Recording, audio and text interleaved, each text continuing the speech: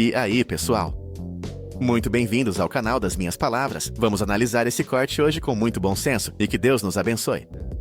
Fala, Bigode. A história aqui, o pessoal tava falando. Lembrou a história do bebê roxo? Parece que é de artéria Bebê trocada. É isso mesmo. É isso. É, né? o seguinte. Chegou um bebê no CTI para nós numa noite, chegou de madrugada. A Santa Casa sempre foi uma referência, hoje mais, de cirurgia cardíaca pediátrica. Os bebês, os casos mais graves são nossos. Isso há muitos anos atrás. Né? Esse deve ter mais de 35 anos. Chegou o bebê. E ele, quando de manhã eu cheguei, ele estava no CTI, foi feito o ecocardiograma e viu que ele tinha transposição das grandes artérias. As artérias são trocadas. A aorta, que em vez de sair do lado esquerdo, sai do lado direito e vice-versa. Então, o menino é lilás.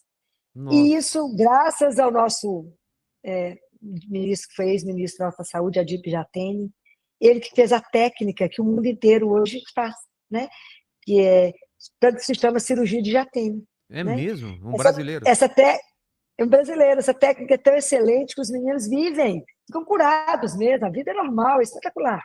O nosso cuidado é antes, durante e logo nas primeiras horas, que o menino, se ele não infartar, tudo certo. O menino caminha pela vida. E aí, essa criança chegou, e quando eu vi que era uma transposição, era uma emergência, uma cirurgia de urgência, tinha que operar. O cirurgião estava num outro hospital. Então, eu liguei para ele e falei: doutor, estou com uma criança assim, com transposição, temos que operá-la. Ele falou: Filó, eu não consigo chegar aí. Você tem que trazer essa criança para mim, mas tem que trazer a mãe. Fácil. Mãe do interior, pobre, que a gente, graças a Deus, só cuida com a turma que não tem nada, muito menos celular. Não tínhamos nada dessa mãe, nada. Não tinha como comunicar com ela. E tinha que levar o menino ainda na parte da manhã. Falei com o pessoal: vamos começar a preparar relatório, preparar o transporte, e vamos embora. Filó, mas e a mãe? Falei: não, eu fiz um combinado com Jesus, que Jesus acha a mãe, porque ele é o único que sabe onde ela está, e nós fazemos a parte que nos cabe, de levá-la. Ok. Filó, não vai dar certo. Falei: minha filha, a única coisa que pode não dar certo é o nosso transporte, mas Jesus vai dar certo. Ele, é claro que ele vai nos ajudar aqui, ele está aqui junto com a gente no olho do furacão. Aí arrumamos aqui no neném e transportou um menino de 3 quilos, parece brincadeira, mas é muita coisa um menino de 3 quilos para a gente levar. Entubado, etc, é muita loucura. E aí saímos do CTI, eu, a supervisora, a técnica, a fisioterapeuta, e fomos descer para colocar a criança na ambulância. A regra da Santa Casa é: na portaria principal chegam as ambulâncias do interior e, no fundo, nós saímos por algum processo. Ok. Nesse dia tinha uma obra lá no fundo, eu tinha que sair pela entrada. Aí o pessoal comigo: Filó, mas nós descemos. Cadê a mãe do menino? Eu falei: não preocupa, não. Jesus não vai faltar. Filó, mas nós já estamos chegando na ambulância. Eu falei: Jesus tem o tempo dele, não precisa se preocupar com isso, não, que vai dar certo. Quando nós chegamos na ambulância, eu fiquei do lado de fora para poder... A fisioterapeuta entrou com a enfermagem, de forma que no 3 eu faria assim para poder levar a criança, porque não podia sair do tubo, não podia sair, não podia perder acesso, não podia perder nada. No caso, era muito delicado. Né? No momento que eu estava contando: vamos lá, gente, eu vou fazer o 3, a turma apavorada, porque a mãe não chegava, bateu no meu ombro e falou assim: ô, doutora, só sabe onde é que está meu menino nesse hospital? Santa Casa tem 1.200 leitos. Eu olhei para ela, eu tinha tanta certeza que era a mãe do menino. O pessoal já me olhava até torto. Apostar que é a mãe dele. Por acaso é esse menino aqui? Como é que chama? Porque ele tem entubado, etc. A mãe ia reconhecer. É esse aqui. A senhora é fulana? Sim. Então, entra comigo na ambulância e no caminho eu conto para a senhora o que tem que acontecer agora. E aí eu entrei na ambulância, mais um pouquinho, bateu de novo na ambulância, era assistente social da cidade, falou: ela não sabe andar, ela é analfabeta, não sabe nada, não tem nenhum real. Falei: isso aí a gente está treinado, não tem proteção não. Entra aqui, vai com ela, tanto que ela não sabia assinar, tadinha. Vamos comigo até o outro hospital, lá eu explico tudo, e lá ela assina a autorização para operar o menino. Esse caso é uma coisa tão interessante que o coordenador de CTI dessa criança operou, me ligou e falou: Filó, aconteceu alguma coisa. O quê? Nós nunca vimos uma cirurgia tão lisa quanto dessa criança. A gente fala cirurgia lisa quando não tem nem nada, nenhuma intercorrência. Filó, essa criança chegou naquela correria doceira, operou, E ela passou como se nada tivesse acontecido. Nós nunca demos uma alta tão rápida, esse menino Poxa. voltou para casa. Eu falei, essa mãe entrou em Belo Horizonte, né, veio, é o que Deus faz, Deus sempre faz isso com os privilegiados dele, né, É. aqueles cuidados dele. Entrou em Belo Horizonte, esse cirurgião que operou ele na época, né, um grande cirurgião, entrou pelas mãos assim, mais, né, de grande peso, entrou, operou e foi embora com R$100. Ela chegou, R$100, foi embora da mesma forma, né? Então, esse caso é uma coisa impressionante. Porque chegou, Jesus esperou chegar na porta da ambulância. Doutora, cadê meu filho? Esse aqui. Pois. É bacana demais essas É histórias, né? incrível. Doutora, o pessoal tá me chamando a atenção que faltou uma parte da pergunta do Padre Zandoná, né? Isso. Que ele falou do mundo exterior, mas relacionado também a ideologias, né? De algumas ideologias que vão contra a fé. Como se proteger a criança ou as pessoas dessas ideologias que batem de frente com a fé. É isso, né? A família tem que ter vida de oração. Quem que vai guardar seu filho de 8 anos? A sua oração. Então, a oração mesmo, nós temos que rezar e a criança precisa a gente precisa ensiná-la. As coisas de Deus têm uma verdade. É verdade, os filhos de Deus andam na verdade. Meu filho, a verdade é essa. É isso que nós cremos, é isso que nos sustenta. Então, se a criança diante de uma verdade, as ideologias podem chegar. Não, se por mais que mexer com ela, tem um pai, uma mãe que é firme, vai sentar com ela e falar, minha filha, não é isso.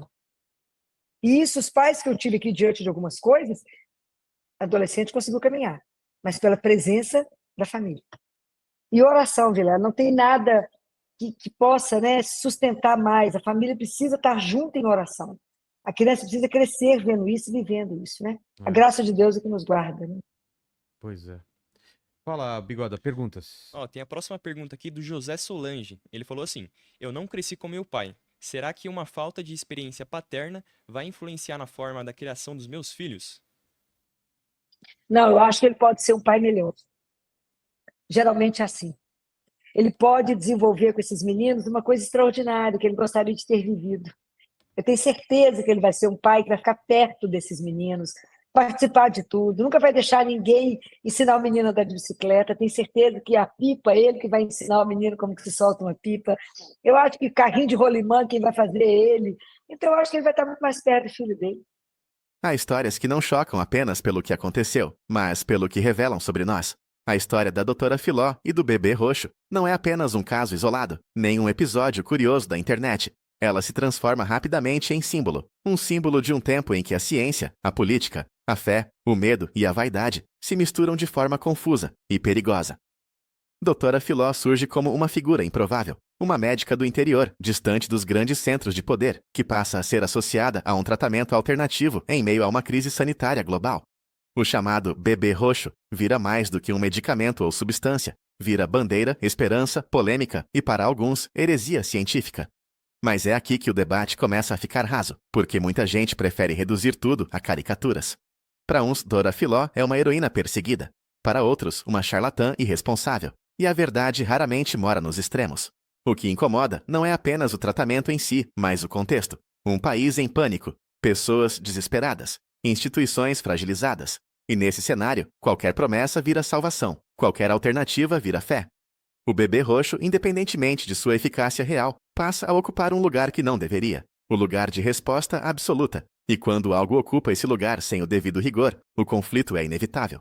A reação do sistema foi dura, talvez necessária em alguns aspectos, talvez exagerada em outros, mas o ponto central não é apenas se o tratamento funcionava ou não, é como lidamos com dissidência científica, com médicos que fogem do protocolo e com a pressão política que atravessa tudo isso. Doutora Filó não vira apenas médica, vira símbolo político. E símbolos deixam de ser analisados com calma, passam a ser defendidos ou atacados com paixão. O caso revela algo incômodo. A ciência não vive num vácuo neutro. Ela é atravessada por interesses, medos, vaidades e, sim, poder. Isso não significa que tudo seja conspiração. Significa que o debate deveria ser mais honesto. Quando a medicina vira campo de batalha ideológica, o paciente sempre perde. O bebê roxo vira meme, vira chacota, vira milagre, vira crime. Tudo ao mesmo tempo. E no meio disso, pessoas reais sofrem. Pessoas que só queriam uma chance. Pessoas que só queriam viver. O problema não é questionar. O problema é transformar questionamento em culto ou em linchamento. E talvez a maior tragédia dessa história seja que quase ninguém quis escutar de verdade, nem os defensores cegos, nem os críticos implacáveis, porque ouvir exige humildade, e humildade anda em falta. Quando a poeira baixa, sobra sempre a pergunta mais difícil: o que essa história ensinou? Doutora Filó foi julgada não apenas por suas ações, mas pelo que representava. Para alguns, ela desafiava o sistema. Para outros, ameaçava a credibilidade científica. E quando símbolos entram em cena, o julgamento deixa de ser técnico e passa a ser moral. O debate deixou de ser "isso funciona" e passou a ser "de que lado você está?". E quando essa pergunta surge, a razão já perdeu espaço. O caso do bebê roxo expôs uma ferida antiga, a distância entre o conhecimento científico e institucional e a população comum. Quando as pessoas não confiam mais nas instituições, elas buscam respostas em qualquer lugar, e não adianta culpar apenas a ignorância. A desconfiança foi construída ao longo do tempo. A repressão, quando parece seletiva ou desproporcional, só reforça a narrativa de perseguição. E a narrativa de perseguição cria mártires, mesmo quando não deveria. Talvez doutora Filó não fosse santa. Talvez também não fosse vilã. Talvez fosse apenas alguém convencido de estar fazendo o bem num sistema que não sabe lidar bem com quem sai da linha. Isso não a isenta de responsabilidade, mas também não autoriza o apedrejamento público. A história nos obriga a pensar: como equilibrar rigor científico com humanidade? Como proteger as pessoas sem sufocar o debate? Como impedir abusos sem transformar divergência em crime? O bebê roxo, no fim, pode desaparecer como tratamento, mas o símbolo fica. Fica a lembrança de um tempo em que tudo virou disputa, em que até a esperança virou arma. O maior erro foi transformar um tema complexo em guerra de narrativas, porque guerra não produz verdade, produz vencedores temporários e feridas permanentes. O legado dessa história não deveria ser idolatria nem escárnio, deveria ser maturidade, a capacidade de dizer: vamos investigar melhor, sem medo, sem ódio e sem pressa de apontar culpados. Se algo precisa nascer desse episódio, é a lembrança de que ciência sem ética vira arrogância, e ética sem ciência vira ingenuidade. Doutora Filó e o bebê roxo não são apenas um capítulo estranho da nossa história recente, são um espelho. Um espelho desconfortável do que acontece quando perdemos a capacidade de dialogar. E talvez o maior aprendizado seja simples, mas difícil. Nem toda pergunta é ataque, nem toda dúvida é crime, nem toda certeza é verdade. Participar de tudo, nunca vai deixar ninguém ensinar o menino a andar de bicicleta, tem certeza que a pipa é ele que vai ensinar o menino como que se solta uma pipa. Eu acho que carrinho de rolimã quem vai fazer é ele. Então eu acho que ele vai estar muito mais perto do filho dele, porque não teve essa experiência, né? Ó, Fale, a Bigode. Maria Tereza Diniz mandou assim: Doutora Filó, acredito e tenho muita fé em Deus, mas não sinto vontade de ir à missa com frequência, pois sinto que ele, se referindo a Deus, né, está em todo lugar. É errada essa minha postura? Ô, minha princesa, só posso te dizer que você não entendeu nada do que é a missa até hoje. É uma pena você não ter entendido. Que, inclusive, naquele momento, misticamente, nós vamos ao Calvário. Que Jesus, naquele momento, renova o sacrifício dele de forma incruenta. E que ele está vivo ali, corpo, sangue, alma e divindade. E que é o nosso remédio, o nosso médico, o nosso sustento. Ele é o ar que a gente respira, o chão que a gente pisa. Que pena que você não descobriu isso. É porque você não entendeu o que é missa. Um dia eu vou te dar uma catequese para poder entender o que é missa. É uma presente, a coisa mais extraordinária que nós temos na vida. Deus está em todo lugar? Está, mas de forma especial. Corpo, sangue, alma e divindade. Pode imaginar que ele quis ficar escondido ali. Parece pão, tem cheiro de pão, mas não é pão. Engana os sentidos daqui, mas não engana os sentidos da alma. É ele vivo que te alimenta, que te cura, que te dá força, que te dá coragem. É ele que é a alegria da nossa vida, porque é a alegria de Deus, né? É ele. Imagina, queria te ensinar, poder te ensinar isso, minha filha. Queria poder te ensinar o que é uma missa. Você devia aprender sobre isso, que é uma coisa extraordinária. Fale, Bigode. Ó, a Glória de Maria perguntou assim: a forma de educar uma criança quando pequena influencia o temperamento que ela vai ter quando adolescente ou o temperamento é imutável? A gente imutável nada, porque a gente nasceu, né? Tudo pode ser ajustado, transformado, trabalhado, né? Porque, na verdade, existe a liberdade, gente. Você pode educar o menino com tudo que você sabe de melhor, ajustar. E ele pode simplesmente, lá na frente, por uma opção de liberdade, querer dar as costas para tudo que você ensinou. Isso pode acontecer? Pode sim. Pode falar: mãe, muito legal esse negócio do senhor, até acreditava em Jesus, achava muito legal, e tal, mas eu não quero mais participar disso, agora eu vou fazer outra coisa.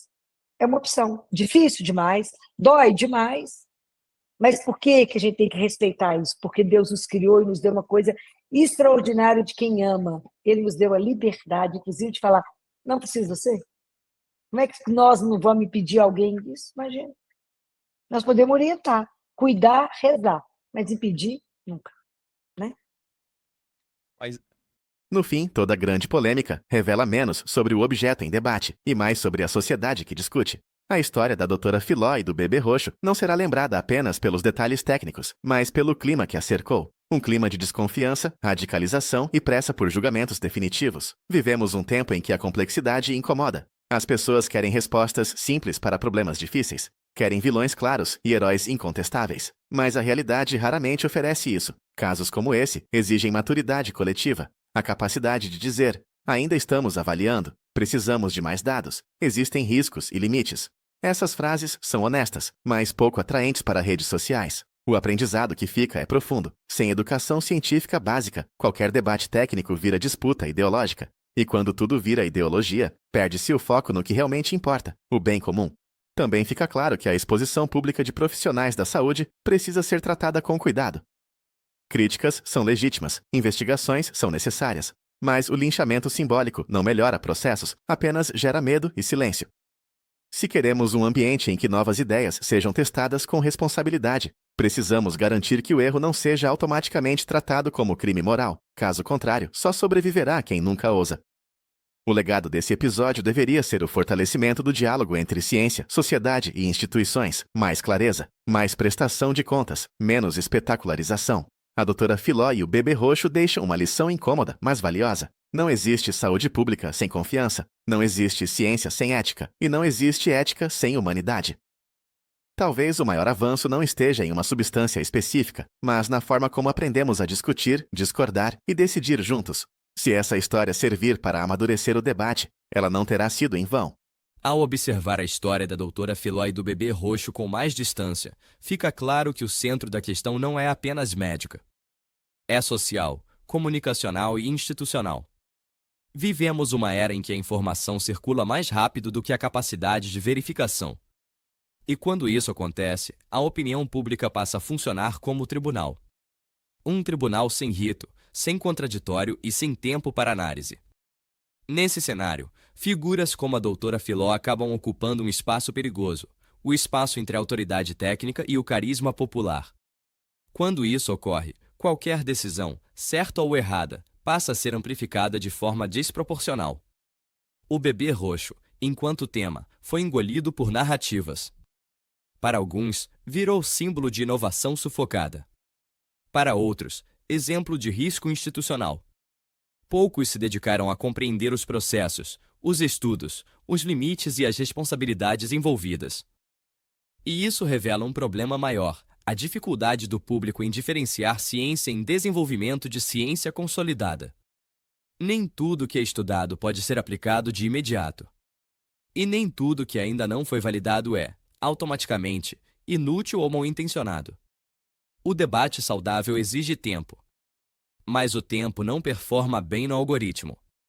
A pressão por respostas rápidas gera atalhos perigosos.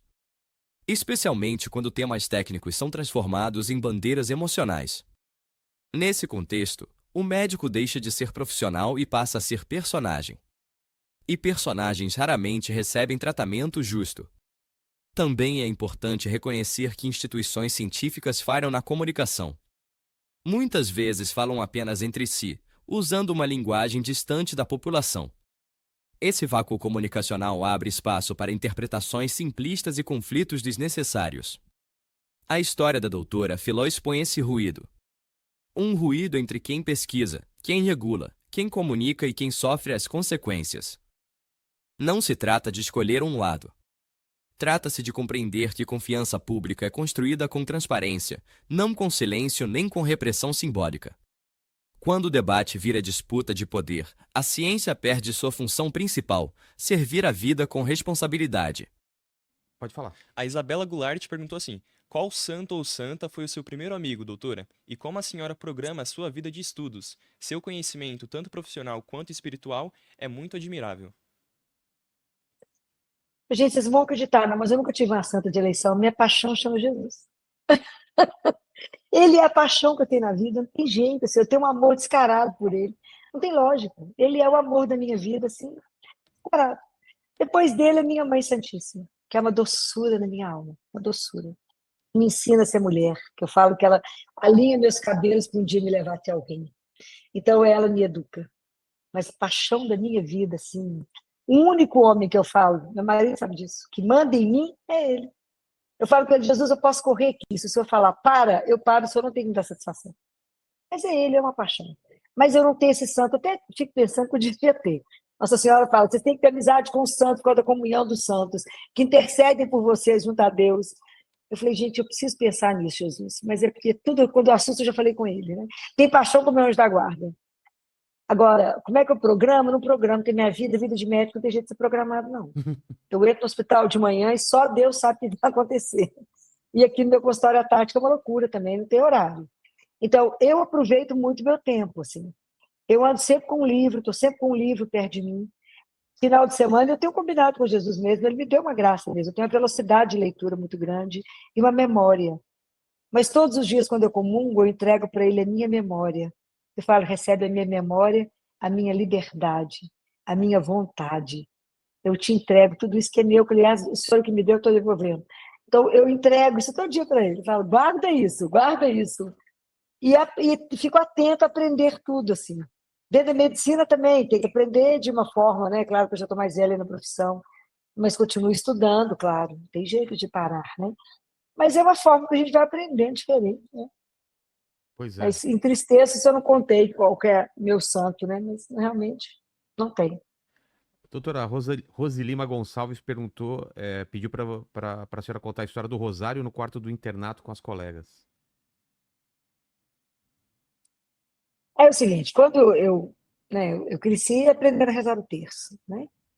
Quando eu mudei para o pensionato das freiras, eu vim morar com elas aqui, era um pensionato com 200 mulheres. Imagina que loucura que era isso. Quando eu cheguei, eu fui morar no quarto de duas meninas que se chamavam Nádias. Nádia, uma gracinha essas meninas. As duas se tornaram dentistas. Né? E eu, como tinha o hábito de rezar o terço, eu perguntava para elas, vocês gostariam de rezar comigo o terço? Então, 11 horas da noite, quando a gente terminava de rezar, o pensionato já estava fechado, tudo era desligado, a gente rezava o terço. E quando isso foi em 1983, imagina que foi ontem, né? Imagina, eu tinha participado de um grupo de oração que era carismático. E o coordenador desse grupo era um homem tão ungido de Deus. E eu estava lá no final, em pé. Ele veio na minha direção. E na hora que eu toquei Jesus, falei, você veio trazer um recado para mim. E ele falou comigo, assim, ele apontou o dedo e falou assim, Jesus mandou te pedir para rezar o terço todo dia. Eu falei, não, pode continuar o recado, porque o terço eu já rezo. E eu falei, ele começou a rir, eu falei, aqui, você não precisa ter medo de falar as coisas comigo, não, porque a gente é amigo, e eu sei que Jesus não dá conta sem não. Esse pedido dele tem mais coisa aí. Mas tudo bem, se ele não quer falar e é só rezar o terço, reza o terço. E a partir desse dia, o meu quarto corredor, casa de freira, pensionato, eram corredores compridos, para quem conhece, né? E o meu quarto ficava na ponta onde ficava um bebedouro, era um bebedouro por andar. De noite, todo mundo ficava na fila pegando água para levar para o quarto, porque é corredores compridos, né? E aí essas meninas ficavam em silêncio absoluto, eu escutava a gente rezando. A partir desse dia, eu bati de 3 em 3 no meu quarto. Era impressionante. Falava, o que vocês estão fazendo? Eu falava, reza o terço, querem rezar? Reza, pode entrar. Isso foi setembro, outubro, quando foi dando início de dezembro, as mães começaram a perguntar, ligou para as freiras e falou, tem alguma exigência desse pensionato que as meninas de 17 anos tenham um terço e uma Bíblia? Não, por quê? As meninas estão pedindo de presente de Natal um terço e uma Bíblia, tem alguma coisa errada. O salário nós vamos investigar. E elas perceberam que dava 11 horas da noite, tinha um movimento dentro do pensionato. As meninas saíram do quarto delas, desciam para o meu quarto, batiam na porta e entravam. Elas percebiam que tinha um movimento, ninguém dormia e o pessoal entrava para o meu quarto para rezar. Então as freirinhas fizeram tipo a tocaia e ficaram de frente ao meu quarto, um outro quarto, Esperou entrar aquele tanto de mulher, né? Todo mundo de camisola, pijama. Pensionato, né? De mulher, 200 mulheres, imagina. Quando elas entraram de uma vez no meu quarto, nós estávamos de joelho rezando. Poxa. Eu peguei a mão da freira, levantei e rezei com ela. E a partir desse dia eu ganhei a chave da capela. E elas falavam, doutora, olha aqui, vocês podem rezar na capela, mas vocês têm que rezar depois que a última freira deitar, só depois das 11, porque vocês são muito barulhentas com Jesus, não sei o que vocês arrumam com ele, vocês são muito barulhentas. Mas a gente ficou lá anos rezando totalmente. É isso, mas começou dessa forma. O que ele queria era que eu começasse a falar dele, né, Vilela? Porque o texto era só desculpa, né? É só uma desculpa. Ô, Bigoda, perguntas. Ó, a próxima é da Nicole Esperoto. Ela falou o seguinte: doutora Filó, como crescer em intimidade com Deus? Tenho uma rotina de oração, mas elas são repetitivas, né? Estão repetitivas. Como me preparar para esse novo ano litúrgico? Que pena que está repetitivo. Como é que encontrar com Jesus pode ser repetitivo, gente? Tem jeito. Presta atenção, Nicole. Para mim ter intimidade com alguém, eu tenho que conhecer esse alguém. Você não pode ser íntimo de um desconhecido, querida. Não tem jeito. Você conhece Jesus pela palavra de Deus, tem que ler a palavra. Tem que ter boas leituras. Lê a vida dos santos. Lê grandes livros. Você viu citando 2 aqui, pelo menos, né? Que a gente precisa ler, é preciso ler, né? E é preciso se preparar para encontrar com ele. Quando você vai encontrar com um amigo, não é uma delícia? Jesus tem mais sede de ser seu amigo íntimo do que você tem necessidade dele. Ele que te quer, pode ter certeza. Ele que desperta em você isso. Pode ter certeza disso. Então, assente com ele, prepare um lugar, um horário. Deus é tão doce, minha filha, tão doce, que ele não marca a hora.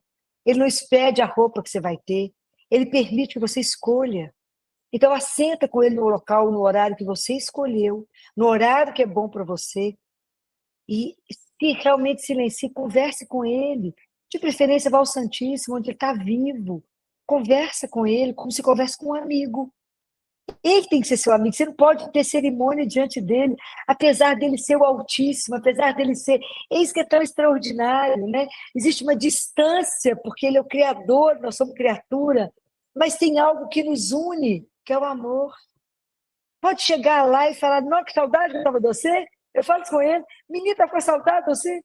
Mesmo sabendo que ele está em mim, que delícia poder vê-lo. Que poder falar, não, tem um tanto de coisa para te contar. Eu ainda brinco com ele, faz carinha de surpresa, que eu tenho que te contar um tanto de coisa. Mesmo que você tenha visto tudo, faz de conta que você não viu. E aí, converse com ele como seu amigo. Leia a palavra de Deus, leia. E se mantenha. Se é isso que você quer caminhar, é missa diária. Quanto mais perto dele, mais transformação você terá. O seu rosário, a confissão mensal e a adoração ao Santíssimo. Faça isso. Você ficará surpreso com o que ele vai fazer com você. Experimenta. Ó, Ele permite. A Edivânia Carvalho perguntou o seguinte: pergunta para a doutora Filó sobre a transexualidade. A criança nasce no corpo errado? Sou católica e meu filho Rafael se revelou uma mulher trans. Estou sofrendo muito com isso. Essa questão é uma questão tão polêmica, né? Eu acredito naquilo que está escrito em Gênesis. Deus nos criou, homem e mulher, assim ele nos fez. Não é para discriminar, não é para destruir, não é para nada, é para amar. Mas eu parto desse princípio que assim Deus nos criou. O que é que influenciou tanto esse menino? Qual é a brecha que nós demos? O que aconteceu lá na infância dele? Aonde está? Tem que ter algo a mais. Eu penso muito nisso, Divane. Não é para te colocar culpa, não é para colocar culpa em pai, nada. Pensa nisso. Deus nos criou homem e mulher. Assim fomos criados. Por que aconteceu tanta coisa com ele? Aonde? Aonde alguém quer mudar a história dele para destruí-lo? Ele está perdendo a essência daquilo que ele é. Mas acolha seu filho, ame seu filho, escute o seu filho e reze por ele. Deus entende a sua dor também. E reze, peça a Jesus. Aquilo que a gente não compreende, a gente coloca diante dele e fala, me ajuda a compreender. Mas com muito cuidado com ele, sempre muito acolhimento, sempre muito perto de você. Não para castrar, mas para cuidar. A grande palavra da nossa vida é cuidado. Chegamos a mais um final de análise desse corte de podcast. Se você gostou, fique no canal, curte e compartilhe. Além disso, ative o sininho para estar sempre conosco. Fique com Deus e que Ele nos abençoe.